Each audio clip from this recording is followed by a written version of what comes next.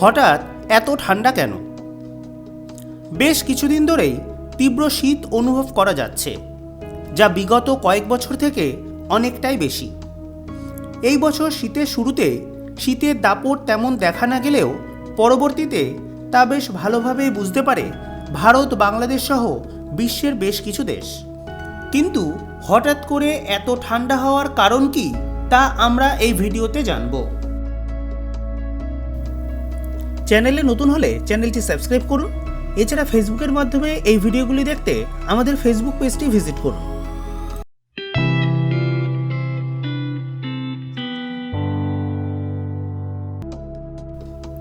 আবহাওয়াবিদদের মতে ভারত ও বাংলাদেশে শীতকালে সাধারণত তাপমাত্রা 10 ডিগ্রির মতো থাকে, কিন্তু এই বছরে সেই তাপমাত্রা 10-এর নিচে নামে, যা স্থানভেদে 5-এর মতো দেখা গিয়েছে। পৃথিবীতে ঠান্ডা সাধারণত 3টি কারণে আসে। প্রথমত, মহাকাশ বিজ্ঞানীদের মতে পৃথিবীর অরবিট বা কক্ষপথ সম্পূর্ণ গোল নয়, এটি কিছুটা ডিম্বাকার। ফলে পৃথিবী কখনো সূর্যের কাছে এবং কখনো দূরে অবস্থান করে। কাছের অবস্থানকে বলে পেরিহিলিয়ন, যা জানুয়ারি মাসে হয়, কিন্তু দূরের অবস্থানকে বলে অ্যাফিলিয়ন, যা জুলাই মাসে হয়।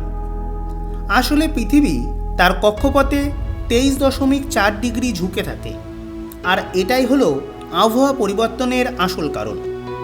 আসলে ঝুঁকে থাকার ফলে পৃথিবী পৃষ্ঠের বেশি দিকটাতে বেশি সূর্যরশ্মি পড়ে, ফলে গরম অনুভূত হয়, আর কম দিকটাতে কম সূর্যরশ্মি পড়ে, ফলে ঠান্ডা অনুভূত হয়।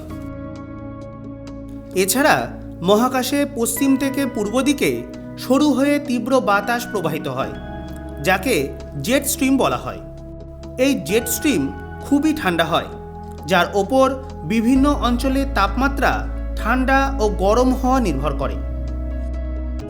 এছাড়া ঘন কুয়াশার জন্য সূর্যরশ্মি পৃথিবী পৃষ্ঠে পৌঁছাতে পারে না, ফলে ঠান্ডা অনুভূত হয়। এবার জানা যাক শৈত্যপ্রবাহ আসলে কি। আবহাওয়াবিদদের মতে তাপমাত্রা যখন 4 থেকে 10 ডিগ্রির মধ্যে থাকে তাকে মৃদু শৈত্যপ্রবাহ বলে। 6 থেকে 8 ডিগ্রির মধ্যে থাকলে তা মাঝারি শৈত্যপ্রবাহ। 4 থেকে 6-এর মধ্যে থাকলে তীব্র শৈত্যপ্রবাহ, এবং 4-এর নিচে নামলে তা হয় অতি তীব্র শৈত্যপ্রবাহ।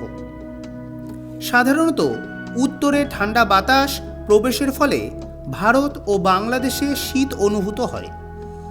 এই বছরে ভারতের পশ্চিমবঙ্গে এবং বাংলাদেশে উচ্চচাপ বলয় তৈরি হওয়ায় উত্তর ও উত্তর পশ্চিম দিকে অবস্থিত হিমালয় থেকে ঠান্ডা বাতাস উচ্চচাপ বলয়ের দিকে ছুটে আসে, আর এর ফলেই এত ঠান্ডা।